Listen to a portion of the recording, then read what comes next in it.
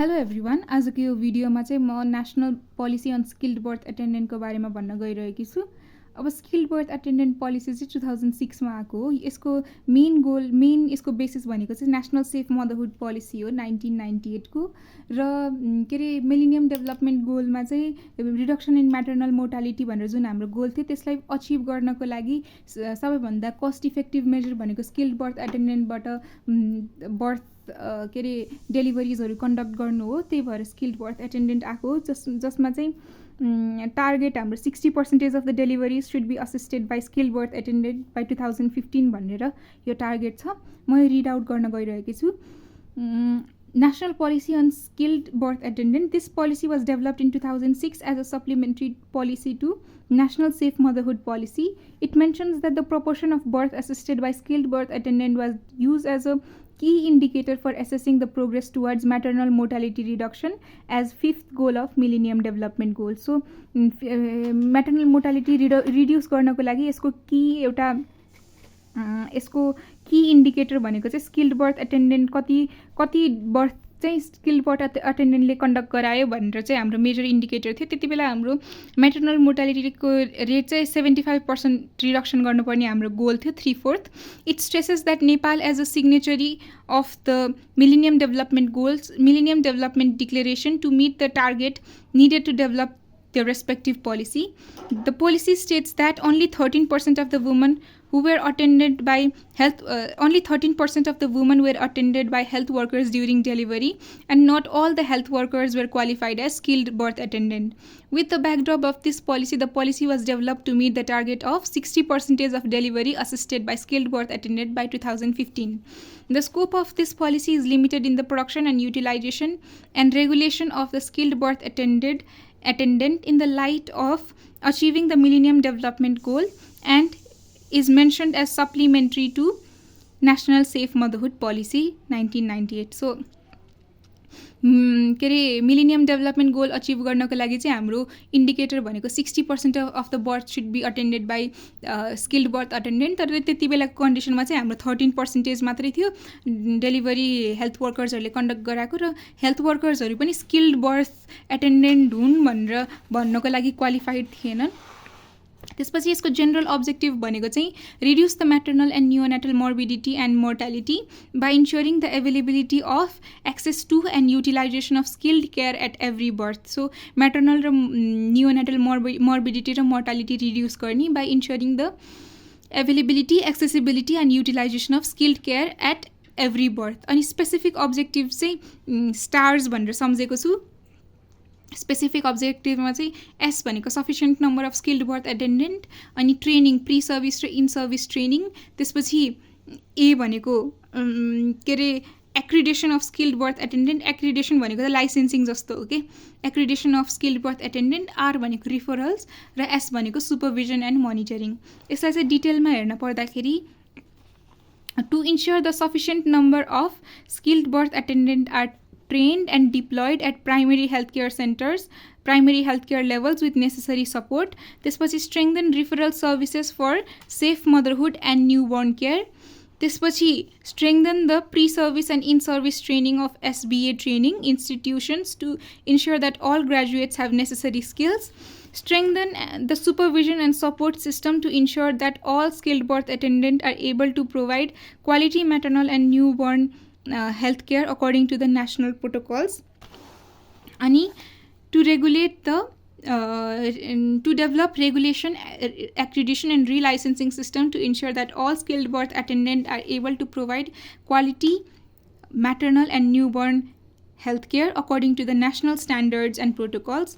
Under the heading of skilled birth attendant policy, the main thrust of MOHP towards reducing maternal and neonatal mortality in Nepal is through the Safe Motherhood Program, including newborn care by improving maternal and neonatal health services at all levels of healthcare delivery system and ensuring skilled care at every birth. अब यसको चाहिँ 8वटा स्ट्र्याटेजिजहरू छन्।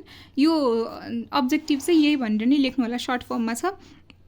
लेख्नु होला भनेर लेख्न मिल्छ है भनेर सजेस्ट मात्रै गरेको। Sufficient number of skilled birth एटेन्डेन्टहरू प्रड्युस गर्ने र ट्रेनिङ चाहिँ इन सर्भिस र प्री सर्भिस ट्रेनिङहरू इन्स्योर गर्ने, त्यसपछि एक्रेडिटेसन रेगुलेसन रिलाइसेन्सिङको सर्भिसेसहरूलाई स्ट्रेङ्थन गर्ने, रिफरल सर्भिसेसलाई स्ट्रेङ्थन गर्ने for safe motherhood and newborn care. त्यसमा चाहिँ अझ डिस्ट्रिक्ट हस्पिटलमा primarily particularly at referral district हस्पिटल्समा भनेर यहाँ लेखिएको छ। अनि सुपरभिजन र मोनिटरिङ चाहिँ त्यसलाई पनि इन्स्योर गर्न पर्यो, त्यसलाई पनि एक्सपान्ड गर्न पर्यो to provide quality maternal and newborn health. अब यसको स्ट्राटेजीहरूमा चाहिँ ह्युमन रिसोर्स डेभलपमेन्टमा चाहिँ short term, medium term, long term human resource development छन्।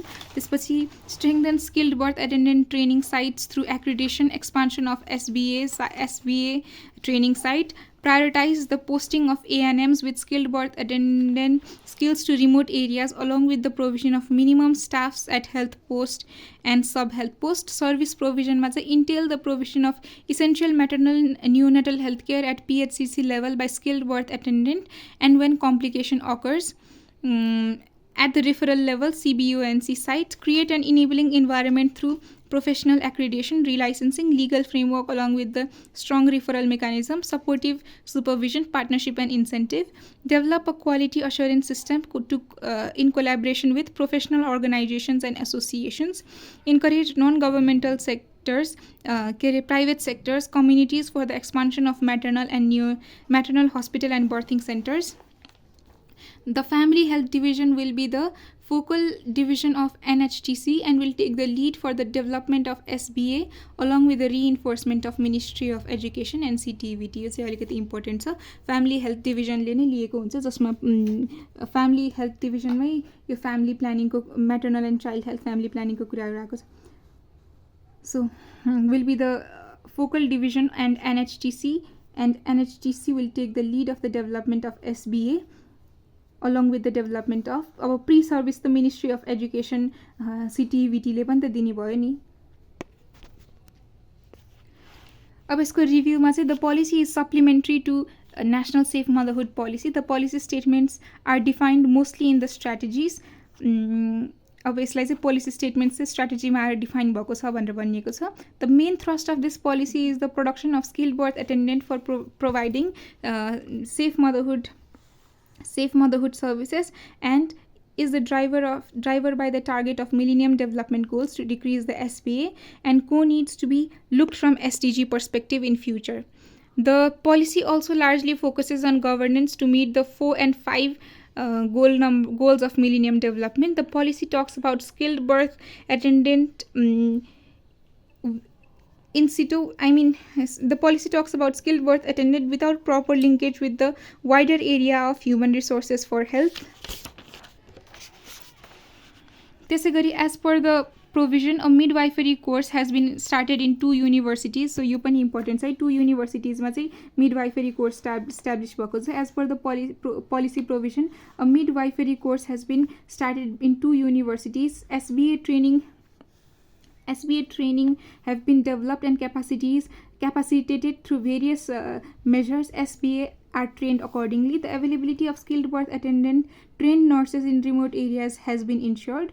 त्यसपछि currently there are about 1,700 अथवा 1,700 birthing centers including BUNC and CUNC sites are operated across the country. त्यसपछि the policy defines the role of the local level in the management of skilled birth attendant with के लेखेको छु मैले, skilled birth attendant along with यो चाहिँ म पछि clear गर्छु, कमेन्टमा लेख्छु, has assigned the HR management functions to the federal and provincial level. The policy defines the minimum number of ANMs for the health post and sub-health post. In the context, recently in 2017, the cabinet has endorsed the integrated health infrastructure development standard, which sets a standard for different levels of health facilities. Furthermore, the provision of basic health services is the mandate of local level. Therefore, revision of the policy in the changed context should be addressed in the recent development. अब 1,700 birthing centers जसमा BUNC र CUNC सर्भिसेसहरू provide हुन्छ। Policy define minimum number of एएनएम्स in health post and sub health post. So यसमा चाहिँ यो कुरा यहाँ पनि रिपिट आयो र यहाँ पनि रिपिट आयो। यसमा सम्झिन पर्ने कुरा भनेको चाहिँ स्किल्ड बर्थ एटेन्डेन्टमा चाहिँ नेसनल सेफ मदरहुड पोलिसीलाई त्यसको सप्लिमेन्ट्री जसरी आएको हो र यसले चाहिँ 5th मिलेनियम डेभलपमेन्ट गोललाई अचिभ गर्नलाई प्राइमेरीली यसलाई 75% रिडक्सन इन म्याटर्नल मोर्टालिटी बनाउनलाई ल्याइएको पोलिसी हो, जसमा चाहिँ पहिला 13% थियो भने हाम्रो यसको लागि मेजर भनेको 60% of the delivery should be assisted by skilled birth attendant by 2015 भनेर छ। अनि यसमा reduce maternal and neonatal mortality and morbidity by ensuring availability accessibility र utilization of skilled care. Specific अब्जेक्टिभमा स्टार्स भइहाल्यो, sufficient number, training, pre service, in service, accreditation, referral र supervision and monitoring र 8वटा स्ट्राटेजिजहरू छन्, जसमा चाहिँ अब ह्युमन रिसोर्सको short term development, medium term development र लङ टर्म डेभलपमेन्ट, त्यसपछि यिनीहरू के अरे एसबिएसहरूको एक्रिडेसन, अनि फ्यामिली हेल्थ डिभिजनले चाहिँ अहिले त फ्यामिली वेलफेयर डिभिजन छ त्यसले, अनि त्यसपछि एनएचटिसीले अनि प्री सर्भिसको लागि मिनिस्ट्री अफ एजुकेसन र सिटिबिटीले कोअर्डिनेट गर्दैछ। सो यति नै हो। Thank you so much.